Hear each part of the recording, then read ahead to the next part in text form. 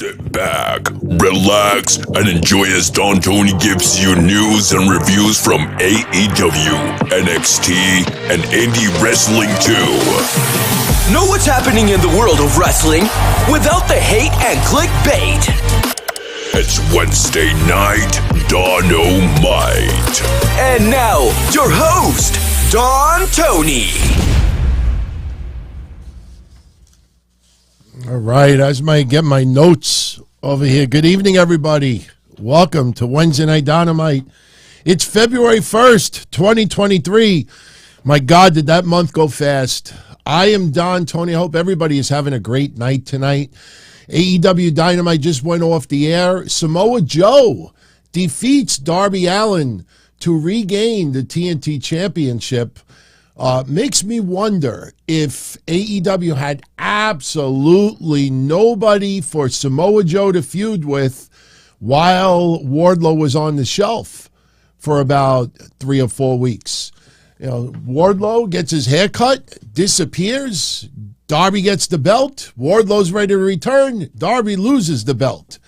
But, hey, I like Wardlow with this hairstyle now. I mean, he just... I don't know. I honestly, you know, when he first came in as a heel and, you know, just the mystique about him, I mean, we've seen some of his indie work. You know, ponytail was all right, but after a while, you, like a bad cartoon, you just wanted to just pick him by the hair and go, just toss him. So he is back. He'll be feuding with Samoa Joe. And, yeah, you know, not a bad episode of Dynamite. Will it pack in the million viewers like it did in last week? No. But the show was very good tonight. A lot of fun. You know, the wrestling itself was top-notch. Had some brawling mixed in. And we got a cameo from Jon Moxley's dad. Jon Moxley and Hangman Page opened the show tonight. And Moxley, who doesn't want to come out through the baby face or the heel walkway, you know, he comes out through the crowd, like the Shield. That is his dad, Dan, in the left of your screen. And I'm curious, guys, does Dan kind of remind you of any other wrestler that we have seen in the last several years? Maybe a younger, you know, the wrestler is much younger than his dad. And I'm just being lighthearted here. Anyone out there thinking what I'm thinking? If you are correct in thinking what I'm thinking, I will show you that wrestler on the screen. I did get a little kick out of, you know, AEW calling him Dan Moxley. Yeah, it gave me vibes of 1984. No, wait, 84, yeah. When Hogan defeated the Iron Sheik for the WWF Heavyweight Championship. In fact, we just celebrated that anniversary about a week ago. And that night when they were celebrating, Hulk Hogan's parents were in the back. And if I remember correctly, I think Mean Gene Okerlund called them Peter and Ruth Hogan. And their real name is Bolea, obviously. But, yeah, they called Jon Moxley's father today Dan Moxley. And, yeah, Rando Craig. I know the spelling is off Rando, but you were the first person to say it. Yes, with all due respect, we're not trying to be jerks over here, but he looks like James Ellsworth. Just add the goatee. If I had enough time tonight, I would have photoshopped the goatee on there. They are twins. That's what, James, that's what you're going to look like in about 15 years, 20 years, James. And I'm not even saying that it's a bad thing. But, you know, actually, if you look at this picture, James Ellsworth has a better looking neck. But then again, nobody sees mine up close. You know, I stay a good distance away from the camera. So if you look at my neck, it's not as fun as what it used to be. You see lines going like this instead of like this, you know you're getting old. So, yeah, so Moxley and Hangman Page open up the show tonight. Moxley was sort of the fan favorite because he was about an hour away from where he lives, his hometown. And but, you know, Hangman Page getting a lot of cowboy shit chants as well. Even though this was the trifecta of their feud, it seems like it may not completely be over with because after the match is over, both sides sharing a bunch of middle fingers, not too thrilled with each other. But the match didn't start officially for about 5 or 6 minutes. Moxley attacks Hangman Page on the rampway, and we don't have a bell, and they're brawling up the rampway, just chairs being used. After about 5-6 minutes, and Moxley busted open a little bit, finally the bell rings, and the match starts. And listen, I got to tell you, Moxley doing a little bit more wrestling tonight than you usually see him do, and it was a decent match back and forth. I mean, Paul Turner, it's just, it's ridiculous. There was one point during the match where Moxley and Page were on the apron, and they're teasing, hitting each other with a move, and Moxley's teasing a pile driver on the apron, the edge of the apron, and Page blocks it, and he attempts to hit the dead eye, and this happens like 4 times. So they're outside the ring on the apron for a good minute. And if you look at Paul Turner during this whole minute, it's so ridiculous. I mean, I know WWE referees do this to an extent as well, but he's like, get back in the ring. Get back in the ring. Mox, get back in the ring. And for a whole fucking minute. What's about 1, 2, 3? I mean, yes, obviously they're not going to go against AEW Creative, but it's just the referees just look really ridiculous, especially when the rules are pretty much laxed all the matches.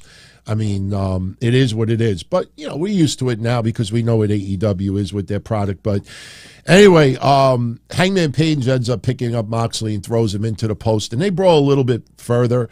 Page goes for a moonsault to the outside. No water in the pool. Moxley moves out of the way. But Page lands on his feet, so no harm really done.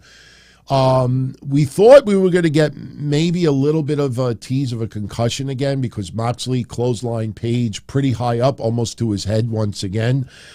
We had a typical table spot outside the ring with Page hitting Moxley with the pop-up powerbomb. But the end of the match, Page hits Moxley with a tombstone pile driver. That in itself should be enough. No. While Moxley is down, Hangman Page sets up and hits the buckshot lariat. And with the tombstone and with the buckshot lariat, Moxley kicks out at 2. So for some reason, Hangman Page decides he's going to go for the bulldog choke. And Moxley was ready for it. He reversed it into a fruit roll-up and pinned Hangman Page. Yes, he pinned him with a roll-up. And you know what? It actually made sense because the announcers were playing that, hey, Page wanted to use Moxley's finisher. You better be prepared to counter a counter. And, Moxley was ready for it. But then after the match, Yuta hits the ring.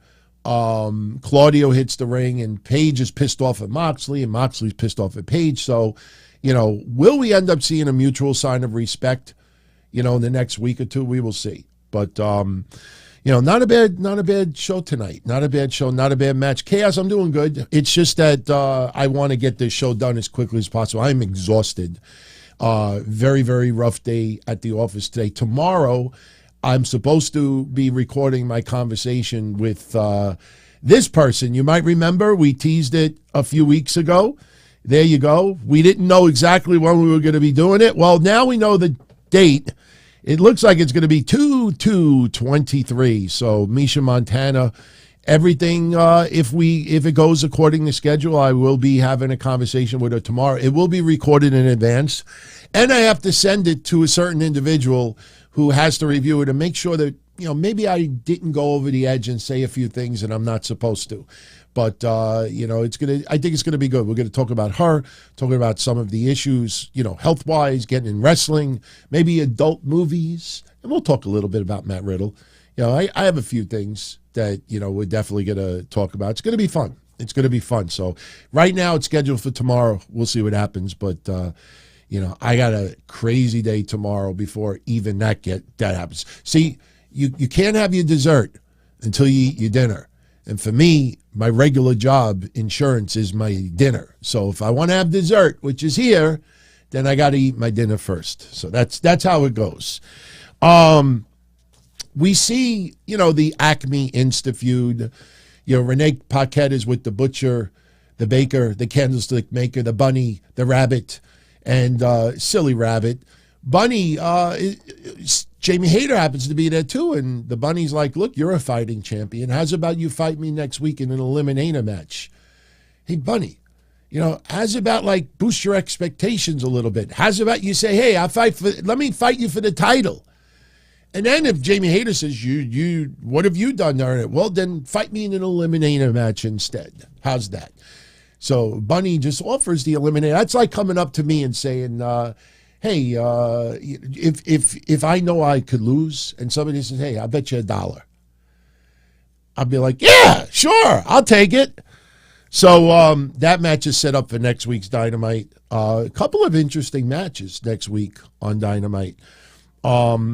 We see a segment where while we're wrapping up the challenge issued by the bunny to Jamie Hayter, the screen, Renee hears something in her ear, and they show a screen, and it's Britt Baker entering the building, and she's immediately attacked by Toni Storm and Saraya.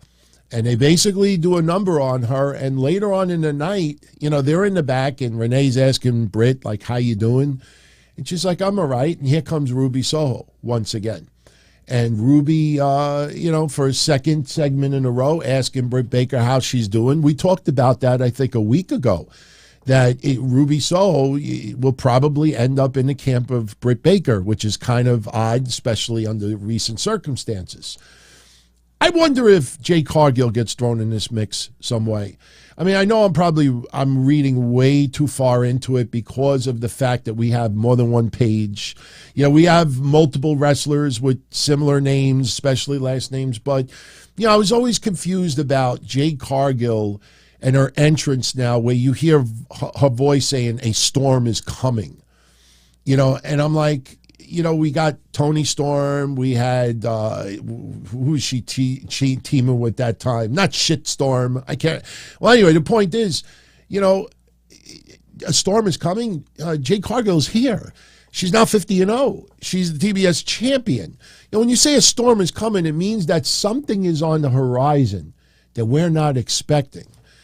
And I wonder, because look, the AEW originals versus the outsiders that we've talked about for a few weeks now, that's fine and everything, but the problem is when you look at the AEW originals, it's kind of one-sided as far as talent goes. I mean, I'm not taking anything away from Britt Baker and Jamie Hayter, but there's Hikaru Shida is Hikaru Shida going to be like the Steve Austin from the Alliance time, where she doesn't know which side she wants to be on? I don't know, but it's, if you really put the teams together, it's very, very one-sided. So there's obviously going to have to be, AEW originals teaming up with outsiders. And right now they're teasing Ruby, maybe aligning with Britt Baker. I wonder if Jay Cargill gets thrown in this mix. Just throw an idea out there. But we'll see what happens. The Acclaimed. Oh, we got to see what happens next week. I think Billy Gunn, enjoy the Sesame Daddy-O. It may be over by next week. A lot of you out there feel the same way I do, that this feels like a setup more than anything else. And today it continued once again. The Acclaimed coming out there beating. And I love it because we watched those two guys get their ass handed to them from the House of Black recently. And that is Turbo Floyd and Truth Magnum, as Max Caster called them, Beverly Brothers ripoffs. They do look like the Beverly Brothers, but they beat them in 2-3 minutes. Not very good, if you see the match. Right after the match, the Guns come out, and they want a title shot. And Max Caster asks the fans, hey, do they deserve a title shot? And the fans say no, so they don't want to give them a title shot. So now they're bickering back and forth, and suddenly Billy Gunn is on the rag once again, and he's like, I've had it. I'm out of here. And he starts walking to the back, and Austin Gunn gets on the mic and says, yeah, why don't you go in the back and drown your sorrows in another pill bottle? Ugh, that's going back to those days. So, hitting a raw nerve. And Billy Gunn enters back in the ring. What did you say? And Billy Gunn's like, you want the match? You got the match next week. The Acclaimed versus the Gun Club, the Guns. And, the Acclaim looked a little bit baffled, like, Billy, why are you making a match for us? Which that's more like heels should react that way. But Billy Gunn makes the match, and a lot of us fear that Billy Gunn may actually turn on the Acclaimed next week. Almost like, what is he going to do, cut the William Regal promo? That, you learned the lesson. If the Acclaim learned the lesson from Billy Gunn, but maybe not. Maybe not. AEW sometimes is very, very unpredictable.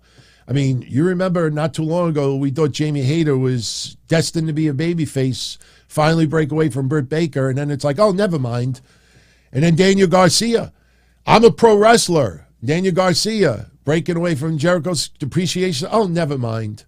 And speaking of the Jericho Appreciation Society, to eat up another month, and it'll probably lead to a match between Ricky Starks and Chris Jericho at the next AEW pay-per-view. We find out today that Ricky Starks is complaining that the Jericho Appreciation Society cheated to win last week. So Sammy Guevara and Danny Garcia come up with the Garcia-Guevara Gauntlet, or the Guevara-Garcia Gauntlet. Ricky Starks has to go through all the members of the JAS. Now, they were a little unclear.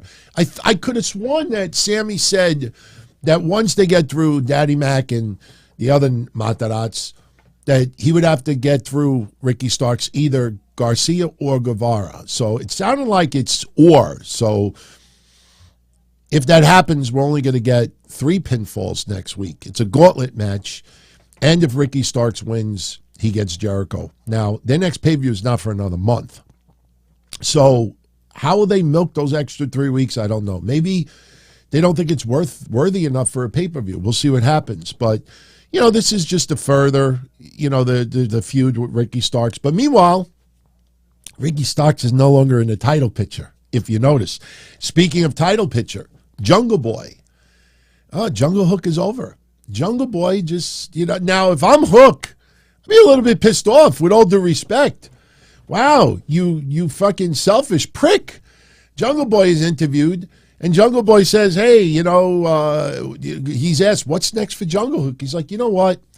I've been there, done that with the tag team stuff. I won titles with tag teams, but this is a new year, and now it's all about me. I'm going to be a champ all by myself. Hook is not in the segment, obviously, but wow, throwing a lot of shit on Hook with that. Now, I know it's not supposed to be that way, but they want to start giving a singles push to Jungle Boy for a championship. A little bit of a mess, if you really think about it. I mean, again, if I'm Hook, I'm like, the fuck? I saved you for a couple of weeks. This is the thanks I get? So anyway, Takeshita beats Brian Cage. I love all the fans that are now taking notice on how good Brian Cage is. The only negative thing about it is it's not equating to wins on AEW television. Elevation, Dark, yeah. Ring of Honor once in a while. But as far as Dynamite and Rampage go, Brian Cage puts up a good fucking fight, and he loses in the end. Now, Takeshita, he's probably not going to win next week either, because he's got a match next week. What happened was Bryan Danielson defeated Timothy Thatcher tonight. And they're playing off that Bryan Danielson still has a separated shoulder, partial separated shoulder, diagnosed 90 seconds after, I guess you can. I guess you can feel and test it. But anyway, Thatcher, hey, we saw him in NXT. We know how good Thatcher is. Thatcher, being a little bit more sinister, a little bit more methodical. Loved the storytelling, that every time Bryan Danielson was gaining an advantage, Timothy Thatcher would work on Danielson's shoulder, and that would stop Danielson in his tracks. Towards the end of the match, there's a ref bump, and here comes MJF walking down the rampway, and lo and behold, Takeshita is around ringside wearing a hoodie, attacks MJF, reveals himself, and then he chases MJF to the back. This allows Bryan Danielson to ultimately beat Timothy Thatcher with the high knee, the running knee. And right after the match is over, we go back to the back, and here's MJF and Takeshita still brawling. and they're pulled apart, and Renee just happens to be there. A lot of people just happen to be in the right place at the right time. With Saraya and Tony Storm, they wait till we see the basketball court. So Renee's there, and she's like, Tony Khan just told me next week it's going to be an eliminator match, MJF versus Takeshita. MJF is pissed off. He didn't agree to that, and they're going to have a match next week. Now, would they dare give Takeshita a win over MJF? It's just an eliminator match, maybe a Bryan Danielson distraction. It's not for a championship, obviously. I don't think so, but eliminator matches are supposed to mean something. You lose an eliminator match, you're not supposed to get a title shot, right? I got to check and see if the Bunny, she might have lost some eliminator matches, but someone else may have been the champion at the time. Not sure. But if Takeshita loses next week, as long as MJF is the champion, isn't that supposed to mean he doesn't get any more title shots? I don't know. So, we get a segment that I thought was pretty funny. The Elite are in the Wright State University. If you look in the top left corner, it kind of gives it away. The Wright State University, they're in the gym. And that's not where AEW was tonight. AEW was at the Nutter Center tonight. So the Elite just happened to be in a random gym with basketballs, and obviously somebody's going to shoot a hoop to show off that they could play basketball. And, oh, golly, they're going to issue a challenge to Top Flight and AR Fox. Oh, gee, I wonder who's going to win that one. But lo and behold, while they're in the fucking gym, these guys show up. They just so happen to be at Wright State University as well. I don't know, maybe there was an autograph signing. But they issue a challenge. Hey, you're not doing nothing this week? How's about Rampage? You give us a title shot. So the Elite's first two title defenses are against people that, with all due respect, are not even in contention. So this Friday on Rampage, we're getting Ethan Page, Matt Hardy, and Isaiah Cassidy against the Elite for the trios titles. Next week on Dynamite, we'll have AR Fox and Top Flight taking on the Elite for the tag titles. So, we get, by the way, yeah, there you go. Brian Pillman, we had to replace Sami Zayn. He's no longer an Uso. He's no longer Sami Uso. By the way, there's a new shirt on sale, and it's great. It's literally the same shirt he had before as Sami Uso, and they just put a piece of tape over Uso, and it says Zayn. I'm like, whoever came up with that, that's just like brilliant. That's like my thumbnail for this week. I'm not kidding. That's what my thumbnail for this week is. I'm like, hey, I'll just take the Vengeance Day banner, the thumbnail, and I'll just add the word predictions to it. Oh, it's nights like this that you love, because sometimes, when you try to, like Reservoir Dogs that I did for the Royal Rumble, I got so many emails from people like, dude, that's perfect. Even the way you spell dogs, because my dog, Reservoir Dogs, if you don't know the movie Reservoir Dogs and the meaning behind it, go look it up. But it's things like that your mind races. You're like, hey, I got to come up with something creative, like the Love Connection. With Vince McMahon, I told you that he was going to end up paying millions to Rita Marie. We were talking about that last year, and they did the Love Connection, spoof. So, you try to think of very creative things. But in a case like that, it's like, wow, all you do is you just put a tape over the Uso, and you're like, hey, I got a brand new top-selling shirt. It's good, man. It's good. Speaking of Brian Pillman, that's why I mentioned it. Swerve Strickland. Keith Lee, we have no idea what's going on with Keith Lee. I mean, yeah, the cinder block to the tummy, but Swerve Strickland, he went through Dustin. Nothing really happened there. I want to start messing with another second-generation wrestler. So Rampage Friday, we get Swerve Strickland versus Brian Pillman Jr., who we have not seen in a very, very long time. We also find out that next week on Dynamite, Roosh will be taking on Bryan Danielson. And this was a funny segment because they're in the back and MJF shows up with a briefcase. And MJF, he looks at Roosh, and Roosh is like, what do you want, Pedro? And MJF is like, look, my Spanish is mid, but he opens up a briefcase and there's a whole bunch of Amazon 100s in it, Amazon $100 bills. And he's like, if you beat Bryan Danielson, if you rip his arm off and feed it to him, there's 5 more of these suitcases where you come from. So Roosh is just looking like, me no speak English, me no understand what you say. So MJF tells his manager, hey, dipshit, translate. So he translates to Roosh, and Roosh is looking at MJF, and he's like,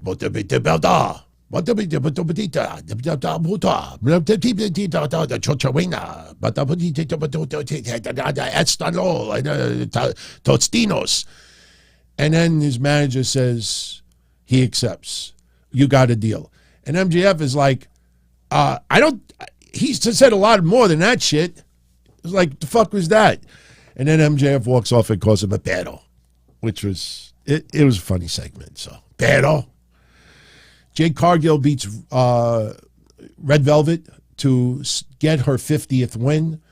And after the match is over, she grabs her daughter and walks to the back, daughter, very, very shy. And, nice moment. I mean, Jade Cargill is coming along nicely. I know a lot of people are, starting to criticize her title run. I mean, there's 45 titles in AEW. Just don't focus on her reign that much. Sure, if you go back to 1998, or whatever it was when Goldberg first came in, if he would add a championship, 5 matches after beating Hugh Morris, probably would have been kind of dumb. But, once he started showing and the crowd was just insanely behind him and all he had to do was 3 moves to get out of there, yeah, then you put the United States title on him or something like that. I think people are just looking for shit to start, and by the way, I might as well throw this out to you right now. Let's just get this out of the way. Because believe it or not, places are. Did you see the clickbait that's starting to float around, not only about Ricky Starks, but about Cody Rhodes? I'm seeing these same assholes that fucked with everyone about all these other fake news that turned out to be false. Now they're saying that, now they're using the streets. That's the new term, that the streets are angry that Cody won the Royal Rumble. And it's bullshit, everyone. They're just trying to get people to click on their articles. And let me also tell you this, too. There is absolutely no heat whatsoever for Ricky Starks showing up at the Royal Rumble. He was there to support his, I don't want to say his best friend, but one of his best friends, Cody Rhodes. Ricky Starks told AEW that he wanted to be there, and they trust him. There is no heat whatsoever. So despite websites reporting that Ricky Starks has heat for being shown on camera, Ricky Starks had a great comeback, though. He went on social media and he said, damn, they brought back GTV. Like, wow, they got a picture of me walking with Cody. They brought back GTV. Yeah, they did. There you go. There's your logo, Ricky. There you go, GTV. It actually would be a good GTV movie. Imagine if GTV was still around and they did that. It actually would be pretty interesting if they showed that on the screen. That would be the was it Rory McAllister on Impact that time? That probably would have been the McAllister moment. But, yeah, there's no truth to the rumors that Ricky Starks got heat right now. Bullshit. It's bullshit. So, after that, we get some announcements for matches this week now, besides the ones that I mentioned. Saraya and Tony Storm will be in action this Friday. Good. Saraya feels that, it's been close to a month. If you remember, she was planning on averaging 1 match a month, but obviously their opponents on Friday, it's not going to be anybody significant, with all due respect. Roosh will be taking on Brian. Well, actually, yeah, Roosh will be taking on Christopher Daniels this Friday. And then next Wednesday, it'll be Roosh once again taking on Bryan Danielson, which sounds very interesting. And then we got, the other matches I mentioned earlier. And in the main event tonight, Samoa Joe regaining the TNT Championship off of Darby Allin. And again, if you look at the timing, I guess they just felt they had no opponents for why they all of a sudden feel that the TNT Championship needs to be defended every week almost. You wonder if there was a request, and I'm not kidding when I say this. I wonder if there was a request. This is not news. This is just an opinion. I wonder if TNT or Warner Media requested that, one of the Turner titles, the TNT, like the TNT or the TV, is defended more on a weekly basis. Because suddenly Darby Allin was facing someone every single week. And Wardlow was on the shelf for a short period of time. And they took the belt off of Darby. Took the belt off of Samoa Joe and gave it to Darby. And if you remember, Samoa Joe annihilated Darby like a month earlier. So it just really came out of nowhere. When you think about it, there was no rematch.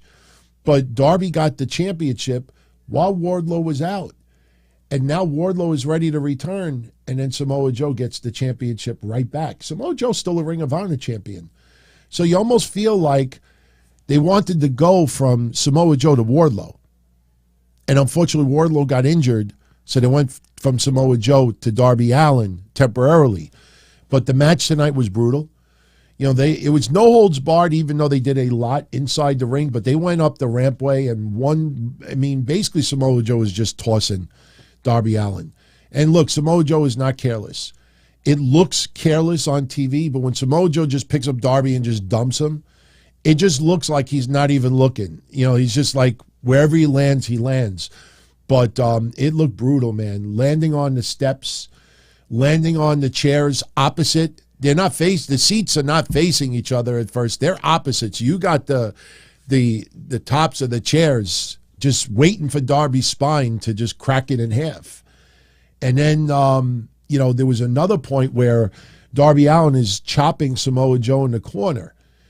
And Samoa Joe just picks up Darby Allin, throws him over the top rope. And, if you look closely, Darby landed on his feet and fell down. But, if he landed a little bit closer to the ring, he could have landed chin first right on the edge of the apron.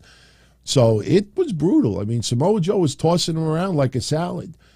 But, we had two things that stood out for me. First off was this. Now, if you look closely, Darby has a vest on or a shirt on with thumbtacks all glued to the shirt with the points facing outward. Now, that is cool. That is cool. I'm not saying that it's not.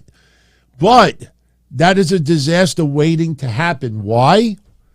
My friends, look at this shirt and pretend you have the shirt on right now.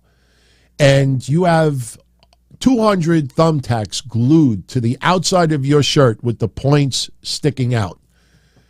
What happens when you take your shirt off and you pull it inside out? It's almost like barbed wire. The points are going to get stuck to everything. So towards the end of the match, Darby Allin is supposed to put on the shirt and do a coffin drop onto Samoa Joe. And he's trying to pull the sleeves out and everything, and all the thumbtacks are basically saying, "You dumb fuck, you stupid motherfucker, you turned me inside out." All them all tied up and everything. So he's struggling. He finally gets like one arm pulled out, and he does the coffin drop anyway. But if you notice, when Samoa Joe put the shirt over Darby Allin's face, the thumbtacks were sticking outward. So, it looked great. It was a great visual, but the thumbtacks really weren't in Darby Allin's face. So it's all about the visual. But that was funny when Darby was struggling, trying to pull out the shirt. I'm like, what did you think was going to happen when all the points started grabbing all the material? So then Darby Allin decides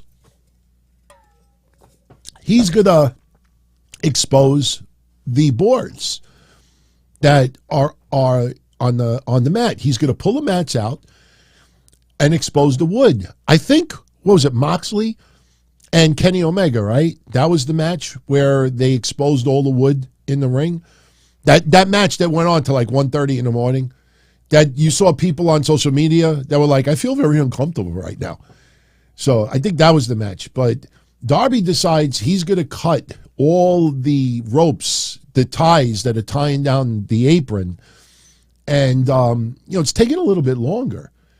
And he's struggling because the corner ones are the strongest ones, and he's cutting and cutting and cutting. He finally breaks part of it through.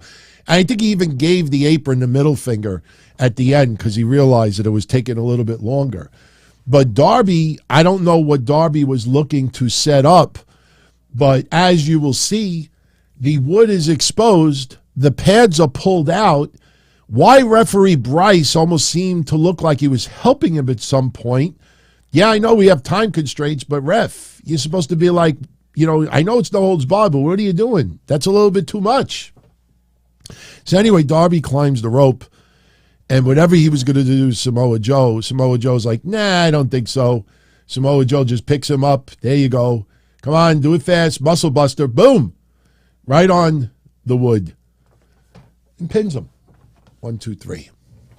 Before you could even soak it in, and it's 9:59 p.m., music hits. Oh, look, it's Wardlow. And Wardlow comes out there. Samoa Joe goes out of Dodge. For some reason, there's 2 random guys. I guess they were left over from the 20 security guard on 1 match from many, many months ago. One of the worst matches in the history of AEW, period. But Wardlow is just taking people out, throwing them over the top rope, and Samoa Joe looks concerned. So that was your episode of AEW Dynamite tonight. Wow, we got through it pretty fast. If I really put my mind to it, we can get through shit a little bit quicker. It was a fun episode. I enjoyed it very much. It flowed very, very nicely. Didn't have too much of one thing, and it didn't have, really, really dumb segments. I mean, the basketball thing was funny because it's just like random people, like, it just happened to be there, which was kind of comical. I could see if they were in the arena or in the back, and then somebody shows up, but they just happen to be at a high school gym or a college gym, like 20 minutes away from the arena. So, speaking of AEW, I actually wanted to open with this tonight, and I totally forgot. We got major, major news, and this is not sarcasm. This is something we have wanted for a while. And this is bigger than you think. And I know what your immediate reaction is going to be, that Ring of Honor, what they were going to do may have some ties to this. Now, the funny thing is, we were joking about it briefly on Patreon last night, that, Tony Khan promised an update in January about what, Ring of Honor and the future tapings. Yesterday was the last day of January. So I had joked like, okay, Wednesday Night Dynamite's coming. I said, we're going to have to address, that Tony Khan never, January came and went and there was none. Now, there is no update as far as Ring of Honor, but I think this may tie into it. Check this out. This is pretty fucking cool. Now, I'll show you the banner first and then I'll read you the press release. Check this out. AEW House Rules. This is not a pay-per-view. Saturday, March 18th will be the first one. It'll be in Troy, Ohio. Now, they're calling it an AEW House Rules Tour. Now, there is a little bit extra to this that no one is reporting that I actually got from someone that I trust today, and I'll share with you the little added extra that I got.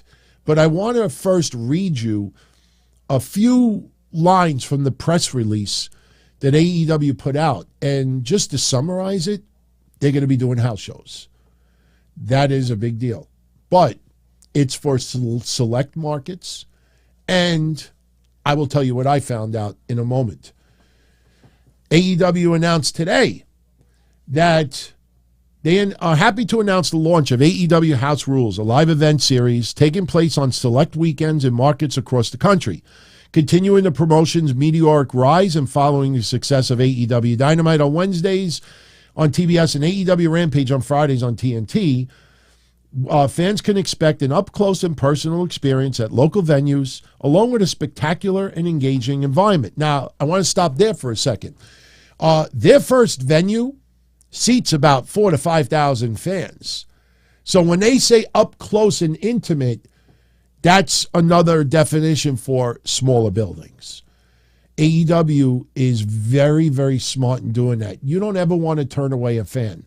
But let me tell you something. You'd rather book a 4,000-seat arena or a 2,000-seat arena, sell it out, and have people turn away than have a 10,000-seat arena and only draw 3,000, 4,000 from it. So I like the idea very, very much that they're going to use small venues. If they announce venues that only seat 2,000 people, that is not AEW on the decline. That is smart. That is smart, especially in the beginning when I get to something else. They go on to say these non-televised live events will showcase an electrifying mix of matchups featuring the stars of AEW.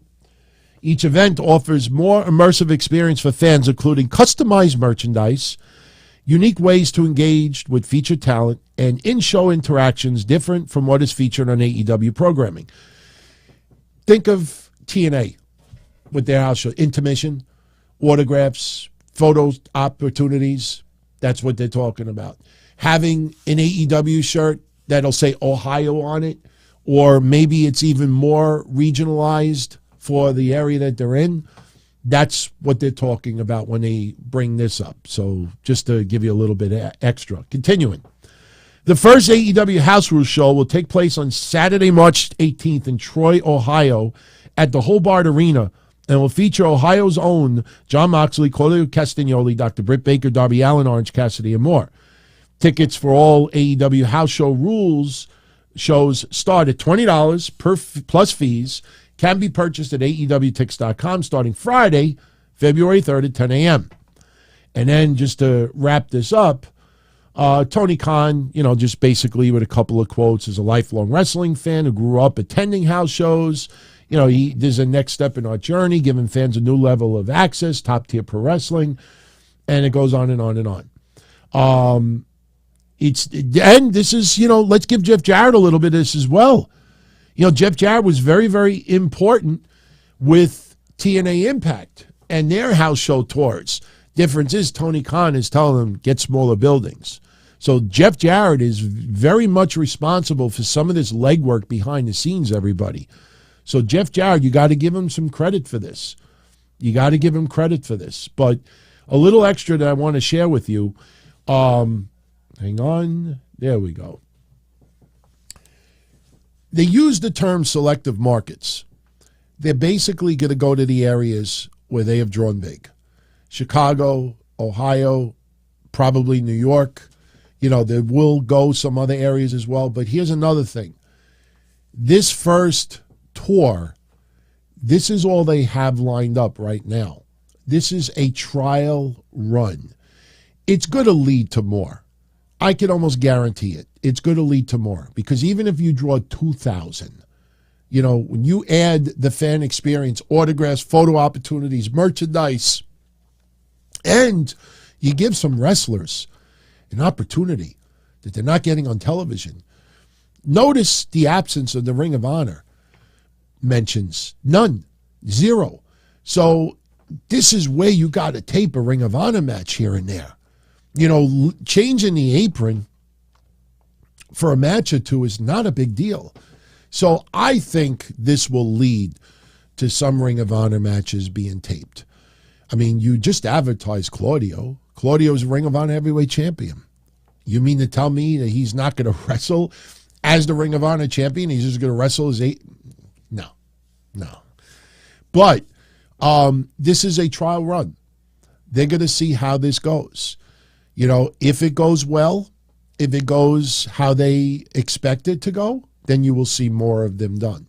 Just understand something, and I know this is going to sound kind of goofy, but it is common sense that a lot of people don't think about when we talk about topics like this. Buildings, you can't just call them up and say, hey, do you have anything going on next week or in 2 weeks, 3 weeks? These have to be reserved in advance. And they didn't just ink the deal for Ohio this week or last week. This is something that has been building and developing. So you negotiate with different states, different venues. You see what's available, what's not available. And not only that, you have to understand, too, you have to look at the the logistics of where AEW is going to be that week in a particular area. Yeah, I mean, wrestlers can go from point A to point B. Look at, I hate to use this as a segue, look at Kevin Owens and Sami Zayn. Jay Briscoe was laid to rest. This weekend, they had the funeral services for him. And Kevin Owens and Sami Zayn were a few of many who went to the funeral service. As soon as the Royal Rumble was over, they hopped on a plane and flew to Delaware so they can be at the funeral for Jay Briscoe. So, you can travel from point A to point B on a very, very short notice. But, you have AEW does not have the luxury of having all these extra people to put rings together, take them away. You're not just sending 15, 20 wrestlers to do an event in a particular state. You have to set up the arena. You have to set, you're not going to pay the arena, say, okay, you do this and you do that and you bring this. No, there is a lot involved. So this is going to be a trial run for a period of time to see how it goes. You're probably going to have some bumps in the road in the beginning, but they do have people behind the scenes who have done this before, and Jeff Jarrett leading the way. That is a huge plus. So this is a good thing. This is a good thing. It's not a wrestling boom, Austin, but this is a very good thing. And since we just mentioned Jay Briscoe, he was laid to rest over the weekend. A lot of local papers, TV covered it. About 1,400 people showed up for the funeral services. This is just some of the photos that I was able to get. Just the lines just went on and on and on. And, Jay Lethal, that is Roderick Strong. They rang a 10-bell salute. Caprice Coleman, pretty much, moderating it, I guess you could call that. Mark Briscoe with a touching tribute, family members, community. It was beautiful. The video is available on YouTube if you want to watch it. It is sad, it is depressing, but it is also uplifting.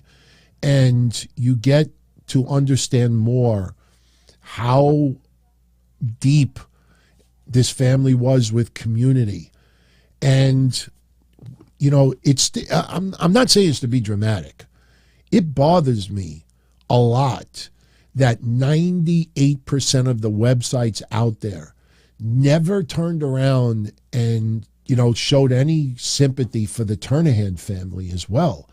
Everybody immediately, she was the devil, she was evil, she caused the crash, without even knowing any details behind it. And Jermaine Pugh's own family told people, if you want to send flowers, instead of sending flowers, send a donation to the kids who lost their mother as well. I wanted to show this to you. This is what you see all over Delaware. Pray for the Pugh family and the Turnahan family. The community has come together. Both families have lost someone. No finger pointing. I mean, obviously there's some details that have not come out yet, but that community, man, I wish some people would learn something from that. And again, it's just a shame. I mean, seeing the horrible stuff that's been online, and shame on all of those websites and podcasters that just immediately, either blame that person or ignore them and showed hate. Now, if something came out that she was texting or drinking or something, then she definitely deserves criticism. But I know it's cliche, but isn't there something like in the Bible that you turn the other cheek? You don't do unto others as they do unto you. That's kind of mine, though. I have to admit, that's in my Bible. I do unto others like they do unto me. I just do it 10 times worse. You want to be a dick towards me? I'll be a dick and then some back. You be good to me, and I will be your best friend. So that's my Bible. But so they were laid to rest. And both of them, and just an absolute horrible tragedy. I did not get my Jay Briscoe. Oh, look, just speaking of that, look at that. And I didn't even think about it. Look, Roderick Strong is on my shirt tonight. I just felt like wearing some Undisputed Elite. Had Adam Cole on the brain today. So, yeah, Undisputed Elite. He should be at the top if you really think about it. Yeah, eye for an eye. Two other things I wanted to tell you. I did not know this. When they were covering the funeral of Jay Briscoe, we found out that Jay Briscoe was the assistant coach for the Laurel Middle School football team, which his son played on. He was also an assistant coach for one of their basketball teams in the community. And Jay Briscoe's wife worked as the school secretary. I did not know that. Did not know that. I found that out over the weekend in reading some of the articles. So they were very, very tight-knit in their community. So, yeah, rest in peace. Rest in peace. So we're going to start bringing this home. Obviously, if you saw the synopsis for tonight, we got NXT Vengeance Day coming up this weekend. And it's a solid card. I'm going to give you some quick predictions. Also, a little bit of a medical update.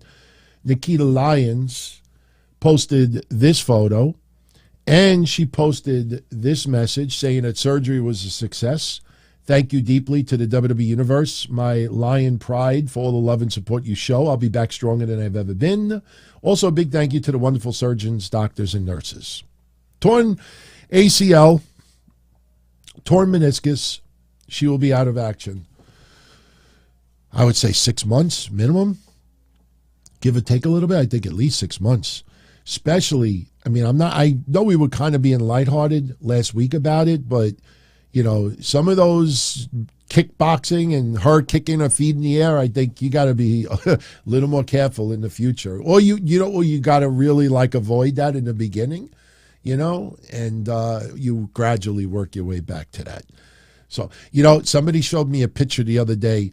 Look, this person played baseball way before even my time. But if you ever heard of a pitcher named Juan Marichal, if Nikkita Lyons was ever a baseball player, she'd be Juan Marichal. Just look at how you would pitch, and you'll know why I'm saying that. It's you just look at the picture, and you'll see why. So, all right, couple other tidbits before we get into NXT. Kota Ibushi is now a free agent. He is officially gone from New Japan Pro Wrestling. And that's a pretty big deal. His contract ended as of January 31st, and New Japan issued a little press release. Tony Khan actually made a comment as well. New Japan says, and this is kind of funny, they said with the conclusion of his contract, where is it? We apologize to Ibushi's fans for the abrupt announcement and join him in wishing Kota Ibushi the very best in his future endeavors. And they said as of January 31st, he's departed for New Japan. He's been out with injury since October 2021. But of course it's an abrupt announcement. You can't announce his departure until he's actually departed. So he departed January 31st. They made the announcement February 1st. So, of course, it was going to be abrupt. You're not going to tease the fans for another month or two. Kota Ibushi is no longer with New Japan. Now, I know any of you out there that are fans of New Japan Pro Wrestling, I know you're immediately thinking of this. You're thinking of the Golden Lovers reuniting. And let's keep this in perspective, everyone. A majority of wrestling fans out there, American wrestling fans, non-Japanese wrestling fans, won't care very much about this duo being a team. But let me tell you something. Kenny Omega's friendship with Kota Ibushi goes back 15 years. They have held gold. They have had battles. Kota Ibushi is one of Kenny Omega's closest friends. Tony Khan issued a comment today about Kota Ibushi now being a free agent. And he said, when you have a name talent like that, everyone in the world of pro wrestling would be very fortunate to have someone like that in their promotion. We wanted to work with him in the past, so it's definitely something we would have to consider. Now, the first part of Tony Khan's segment, or his statement, is designed so when they do bring in Kota Ibushi, It's basically saying, like, look, any promotion out there would love to have the opportunity. We got him.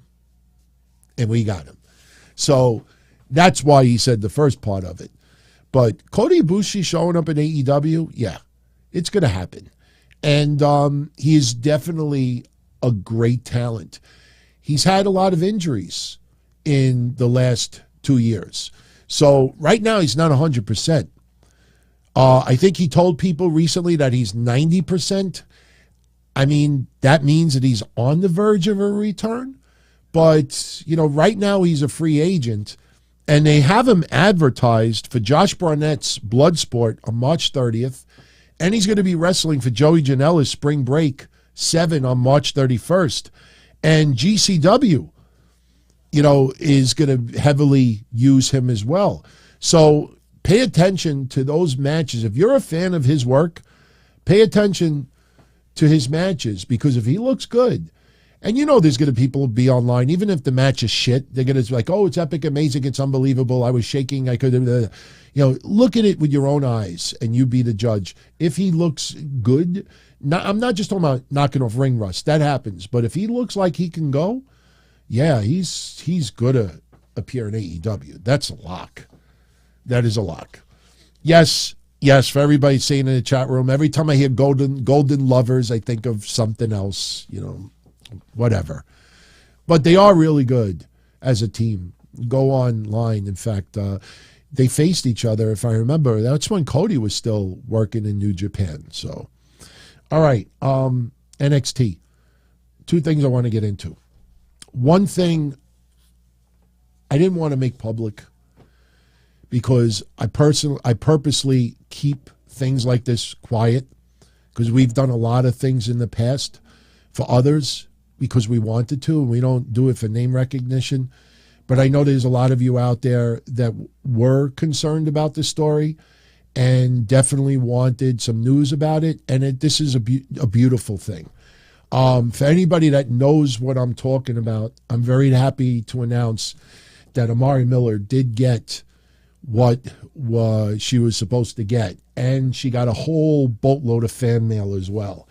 And she is doing better. She is happy. And we wish her nothing but the best, because mental health is something not to fuck around with, especially, you know, when it hits home. And, you know, everybody knows, look, here's a little something. Here's a little something that I don't like to show on this show.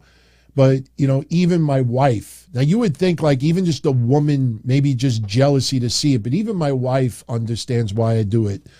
I keep this on my desk.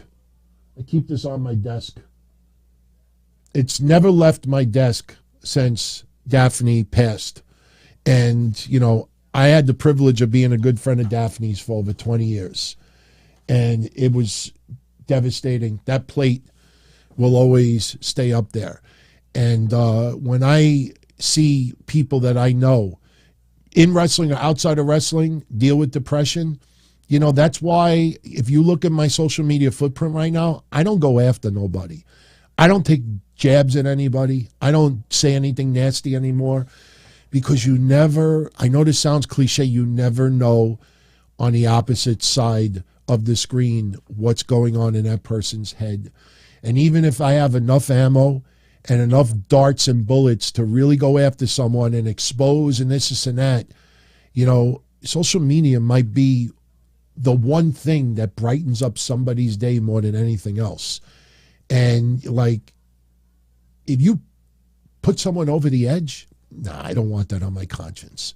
So I just prefer to just enjoy, be happy, try to spread a little bit of happiness. And I don't want to say anything more. But I got a message from her, and she seems to be in a really good place right now. And especially after what transpired only, 3 weeks ago, you know, just keep fighting. And that goes out to any of you out there. I mean, there's so many forms of depression. It could be a bad relationship. It could be health. It could be the loss of a loved one, financial, loss of a pet. It could be, you know, just not having a relationship, getting over a bad relationship. Let me tell you something. I don't know how deep the convo is going to go tomorrow. And I swear to you, other than just the dates that Misha had her stroke and heart surgery and all this other stuff, other than having the dates in front of me, I'm prepared with no notes. And I already told her, I said, listen, let's just go into another conversation. Wherever it goes, it goes. But one thing I will say is this. You know, I know it's not that big of a deal, but it is. When you see this tweet from Matt Riddle, where he says, I've been working a lot on myself lately, and I've been saying no and setting boundaries for the first time ever, and certain people aren't happy about it, but I couldn't be healthier and happier. You know, that is a big deal. That is a big deal. And, you know, when that pisses people off, you know that you're not the problem, that someone else is the problem. And let me, you know, this day and age, you hear about all people that you would never expect be down and depressed and having issues. So I don't ever take it for granted. But I just wanted to let some of you know who really were asking. She did get it, so which was cool. I found out. So, all right. Before we get out of here, let's get into NXT Vengeance Day. Now, yesterday for NXT, and by the way, the rating went down a little bit, 587. Last week it was 607. I think WWE cannot wait to bring Bron Breakker to the main roster. I think they have to start the feud with him and Carmelo Hayes next week. I'm serious, next week. As soon as next week, they may have to start that feud with Carmelo Hayes. Because Bron Breakker, I have nothing but respect for the guy, and he's definitely going to be a major, major star. But right now, they're even the feud with Grayson Waller, and they have done a great job with him and Grayson Waller. Grayson Waller has turned it up to a different level. And I would love to see him have a match with Cody. Shit, I'm going to throw an idea out there right now. Cody Rhodes should show up on NXT and have a match with Grayson Waller. It's a warm-up match. Cody revealed yesterday that Carmelo Hayes was training with him and sparring with him to help him return. Why not have a warm-up match? Put him on NXT. Challenge Grayson Waller. Have a match. What is so wrong with that? It's not a demotion. It's a tune-up. So, just an idea. Just an idea. But anyway, so yesterday as NXT, really one match had the most ramifications, but a tag team has aligned. I love it. I love it. I'm going to show you in a minute. In this year over the Creed brothers, Zoe Stark over Indy Hartwell, Dijak over Von Wagner. Von Wagner and Robert Stone, I think, are pretty much going to be done. If you remember, they were going to split them up before Von Wagner goes to the main roster. Tyler Bate over Axiom. Stevie Turner made her debut for NXT and beat Danny Palmer. Drew Gulak over Charlie Dempsey. And the main event, Duke Hudson and Andre Chase beat the Dyad, Idris Inofi, and Malik Blade. So they get the final spot in the Fatal 4-Way for the NXT Tag Titles at Vengeance Day. So that match had implications for Vengeance Day. Now, Vengeance Day, I think, is a very predictable show. I mean, we're not going to have to spend a whole lot of time on it, but let's get into the matches. 6 matches. Solid, absolutely a solid night of wrestling this Saturday. Oh, and by the way, we are not doing a recap Saturday night right after NXT Vengeance Day. Instead, it will be part of Sunday's sit-down, February 5th, this Sunday at 8:05 p.m. We will spend about maybe 20 minutes talking about NXT Vengeance Day, and then the rest of the show will be the sit-down. So that's when we will cover NXT Vengeance Day. The Don Tony Show Saturday morning, 11:05 a.m., that is still on normal schedule. So, all right, let's do predictions for NXT Vengeance Day. 6 matches announced. First match, Dijak trying to take away the NXT North American Championship from Wes Lee. I personally think, yeah, it is time for Wes Lee to drop that title. He won the championship. Since then, I don't know how I feel about his reign. I think it's probably gone as good as it possibly can. Could Wes Lee be main roster bound? It's possible. I personally think him and Ricochet would be an awesome tag team, especially if Nash Carter is not going to return in 2023. Dijak went back to NXT. A little bit odd, to see who he faces. We know the character is, but he pretty much will just face anybody. So I think he takes the title from Wes Lee. I think Dijak is going to finally get a championship. And that's not a demotion for Wes Lee, but now we're approaching WrestleMania. And, anything could happen. And would he go to the main roster? I think Wes Lee is ready for the main roster. Remember, you don't bring people in NXT to keep them in NXT. The goal is to promote them to the main roster. So Wes Lee could very, very well end up going to that main roster. So I'm going with Dijak to take the title off of Wes Lee. Next, for the NXT Women's Tag Team Championships, Katana Chance and Kaden Carter, they defend the titles. And listen, this odd pairing, you think of with Fallon James and everything that's been going on, the fighting for the saloon and all this other stuff. It's an odd tag team. But, we just talked about Kiana James, I think, yesterday. I think she's a future star in the main roster, but not yet. Because if she goes to even Indy Hartwell, I saw this ridiculous article today that fans in droves are pleading for Triple H to bring Indy Hartwell to the main roster. And then what? You regulate her back to Dexter Lumis segments? They've already been married.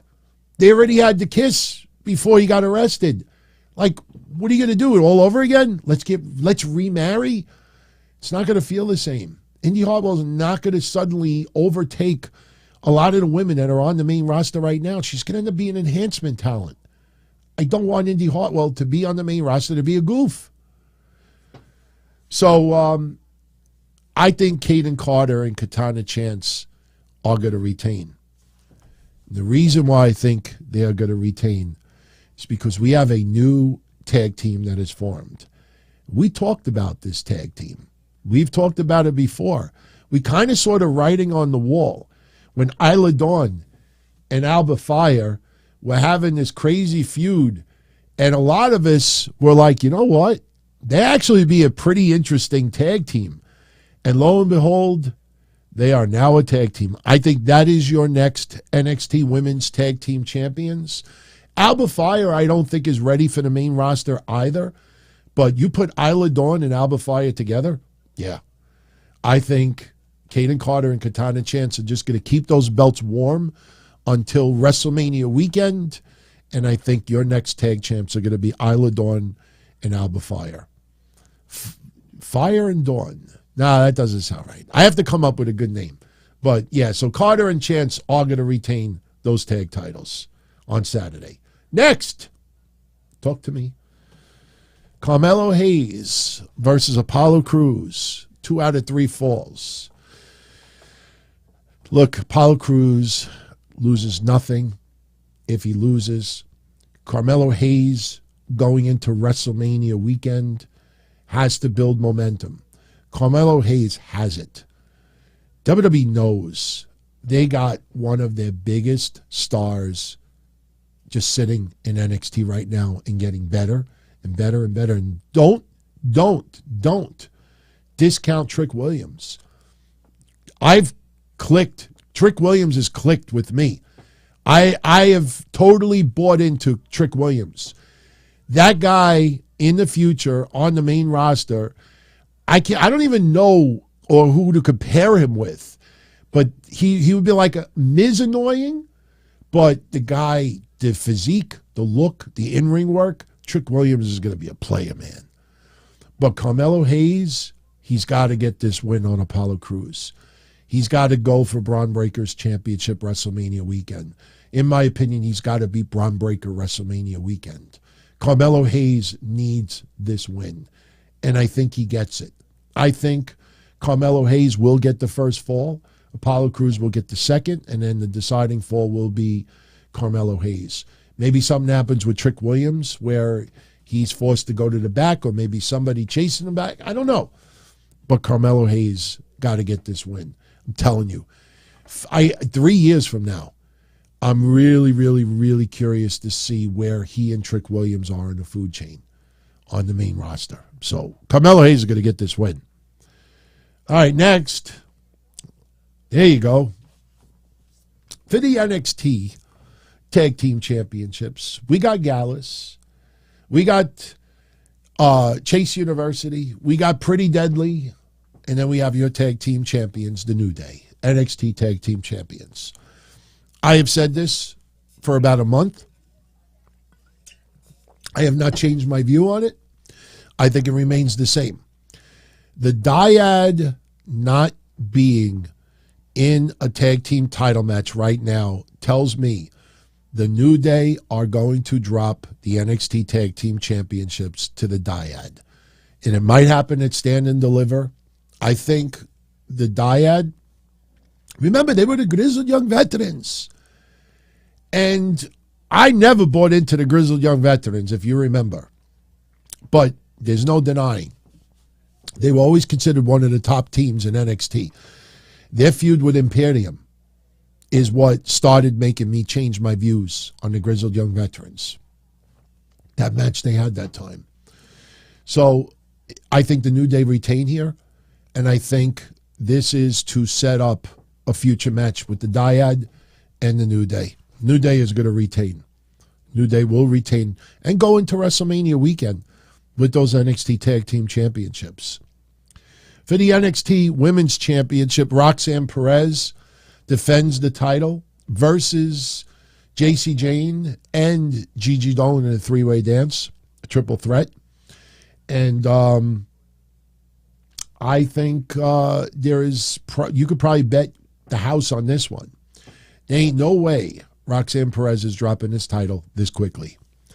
They're going to tease early on that Toxic Attraction are working in sync with each other. They will double team Roxanne Perez, and then we will get that moment where one member of Toxic Attraction will go to pin Roxanne Perez, and the other member of Toxic Attraction will break up the pin. And then the opposite will happen, and then that'll lead to Jacy Jayne and Gigi Dolan going at it, brawling with each other, getting, pretty, hot and heavy in the ring, laying down, throwing punches. And in the end, Roxanne Perez is going to get this victory. Who knows? You could end up having one member of Toxic Attraction laying out the other, and Roxanne Perez steals a win. Personally, I think Roxanne Perez should pin both. I think both of them should get knocked out. Even if they knock each other out, I'd have Roxanne Perez lay Toxic Attraction on top of each other and pin them both. Because you don't want to see, Jacy Jayne pinned, and then she is the one who got the loss, for the three-way match. But Roxanne Perez is going to win. She's going to win. It's not even a question. Even if she doesn't pin them both, Roxanne Perez is not dropping that championship anytime soon. And I think also someone else is going to come out. Someone else is going to have to come out. And you know what? That's probably to shift away from Toxic Attraction fighting each other in this match. Someone could very well show up right after this match is over, get into it with Roxanne Perez, and that kind of moves away with Toxic Attraction as far as what happened in the ring. So the main event, Bron Breakker defending the NXT Heavyweight Championship against Grayson Waller. Look, my view on this match has not changed as far as outcome goes, but they have really done a great job, with the suspension of disbelief that these two guys don't like each other. They had segments shown in the Performance Center, in the arena. Grayson Waller, just taking things a little bit more seriously. Sure, he has the Grayson Waller effect and he's goofy and everything, but the guy has turned it up to another level. And a lot of people feel that he's main roster ready as well. But in my opinion, you do not have Grayson Waller go into WrestleMania weekend as your heavyweight champion. Bron Breakker has been the leader. He's been the cornerstone of NXT for the last year and a half. Even when Dolph Ziggler was there for a little while. Dolph getting that championship was to further the storyline and to sell that Bron Breakker was a little naive still. And that's why Dolph got that title, but Bron regained the title, and Bron has more experience now. So that, in the end, helped Bron. Bron Breakker will go into WrestleMania weekend as a heavyweight champion. Grayson Waller taking it to the next level. I hope WWE considers having him versus Cody Rhodes, even if it ends, with a clean pin. Grayson Waller's not going to lose a damn thing if he gets pinned by Cody Rhodes. So maybe we'll get that next week or the week after for NXT. I think it'd be pretty cool. Maybe Grayson Waller issues the challenge on next Tuesday's NXT, and maybe Cody accepts, and it's set for the following week. We'll see. But Bron Breakker will retain the championship against Grayson Waller. I tell you, when you look at that card, there isn't a bad match on the card. I mean, the four-way tag match is going to have a lot of comedy in it, but some of those guys could really go. And Kofi and Xavier are future Hall of Famers. I mean, we know what they can do. And they're not demoted right now. It just, this is something for them to do. They're helping elevate some other names. It's allowing casual fans to take a little bit more notice, even though they don't tune into Tuesday nights. It's not enough of a pull-in to get somebody to watch. But, it's going to be a good event. Vengeance Day is going to be good. They're in Charlotte. They're not in Florida. So they are going to be touring. So that shit's going to be turned up an extra notch on Saturday. But for everyone that's going to tune in, I hope you enjoy it. I will cover it Sunday night on the sit-down, and we'll see how the predictions go. We've been kind of running the table on predictions lately, which is pretty cool. It's pretty cool. But, once that's done, we start focusing on the road to WrestleMania. I mean, you have some events on the main roster and NXT that, happened before Mania, but you really start getting the clearer picture. And look at the last 3 days about WrestleMania.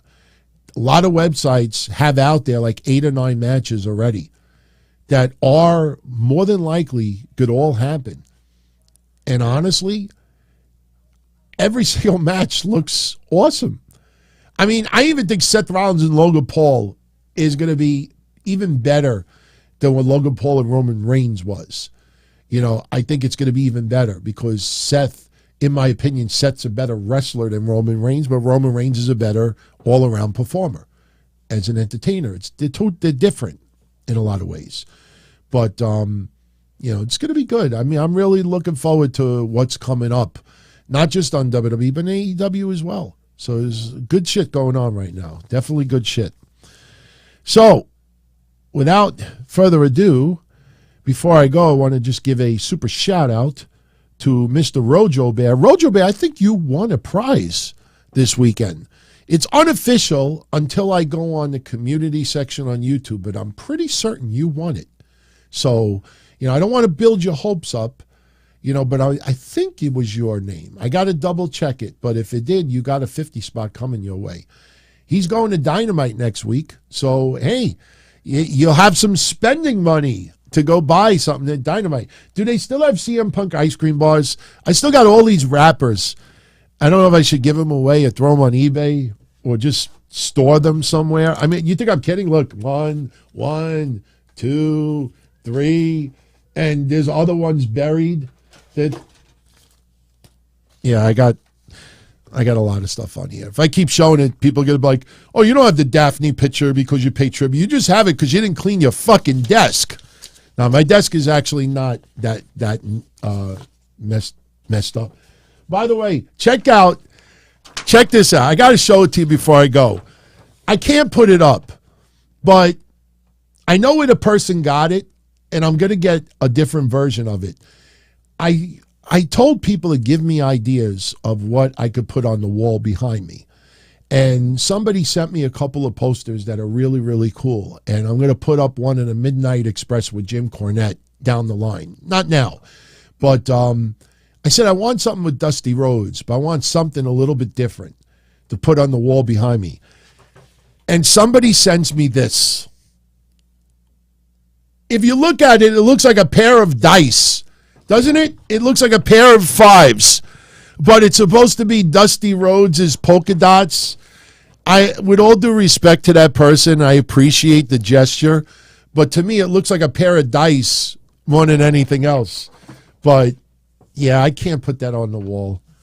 So, but I want to thank Mike for that one. So he sent me a couple of cool things. You know what he sent me too? That we'll do a giveaway soon? Autographed Dominic Mysterio card. And I went on eBay just out of curiosity to see how much it goes for. Motherfucker goes for $89. It's like limited to like 50. He sent me an autographed card of Dominic Mysterio to give out on the shows. So that'll be a giveaway in the future.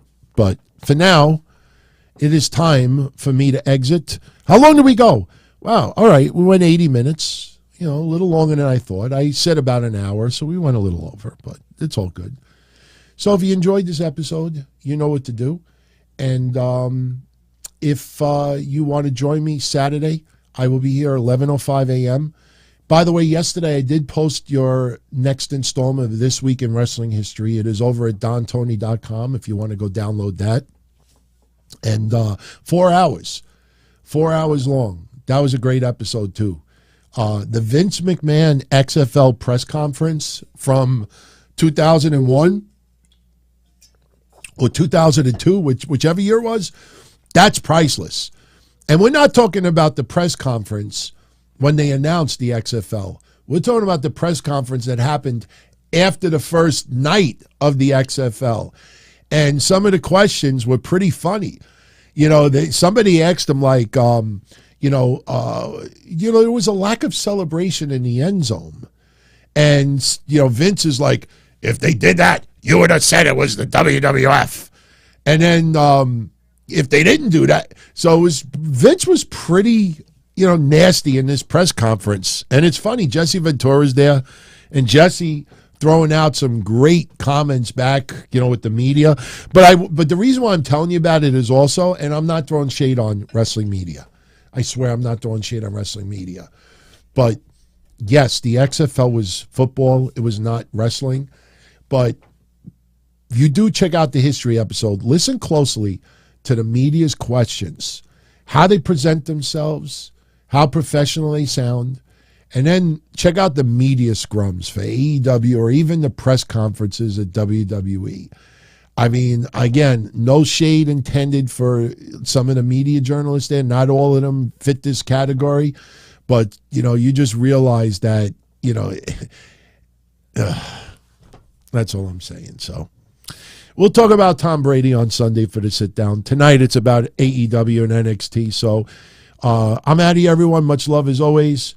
And hope to catch you all again this weekend. I think we'll have a fun episode Saturday morning. I definitely have a few things to get into, and some of it does have to do with Cody Rhodes. Didn't want to get into it today, but definitely an interesting conversation coming. So be well, everybody. Much love. As far back as I can remember, I always wanted to be a podcaster. For me to live any other way was nuts. To me, those goody-good people who worked shitty jobs for bum paychecks and took the subway to work every day and worried about their bills were dead. I mean, they were suckers. They had no balls. If I wanted something, I just took it. I ran everything. I paid the bills. I paid the host. I even paid the masked maniac. Everybody had their hands out. Everything was for the taking. We always called each other good fellas. You would always hear from somebody. You're gonna like Don Tony. He's alright. He's a good fella. He's one of us. But if you're part of my crew, nobody ever tells you they're gonna get rid of you. It doesn't happen that way. There weren't any arguments or curses like in the movies. See, your haters come with smiles. They come as your friends, the people who've claimed they care the most for your life.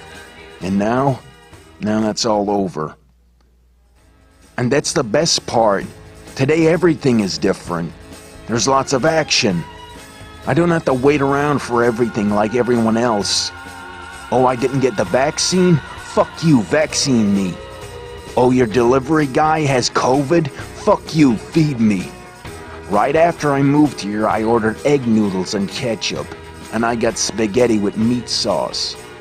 I'm no longer an average nobody, while they get to live the rest of their lives like a bunch of schnooks.